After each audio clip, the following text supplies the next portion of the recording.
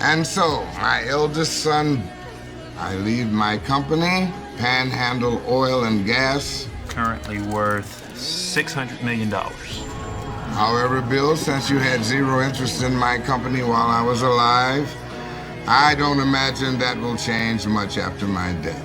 Therefore, the board will maintain control. After my grandfather passed away, he left behind a fortune worth tens of billions. But as his grandson, I never expected him to leave me anything. So by the time I arrived, everyone else had already left. Seeing that there was no one around, I was about to leave too. But as I turned to go, my grandfather's attorney called out to me. He then showed me a video my grandfather had recorded before his death. In the video, my grandfather told me that he had left most of his fortune to me. However, to claim the inheritance, I would have to pass his tests. At that moment, I had no idea just how serious these tests would be. When I returned home, all the furniture had vanished. Panicked, I rushed to the parking garage only to find that my car had been towed away. I knew this was all the work of my grandfather's attorney. Furious, I stormed into his office, demanding to know why he had done this, but he simply told me that this was the first test my grandfather had left for me. He then played another video in it. My grandfather explained that the first test was to find a true friend within 1 month. This didn't seem difficult to me at all. The first person I went to was my girlfriend of many years. Sweetie, I'm switching accounts right now and I'm temporarily out of money. Is there a way you could pay for this? Ask me to pay the bill?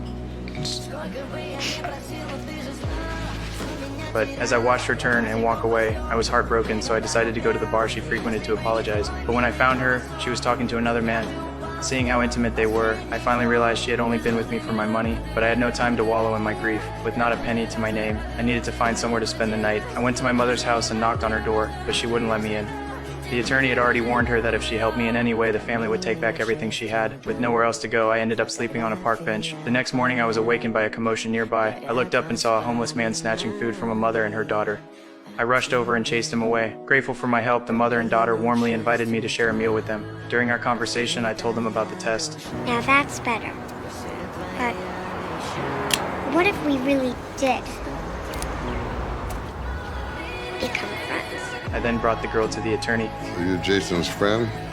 Yes, I am. He hasn't promised you any compensation for this friendship? Look it up. Does he look like he has anything to offer?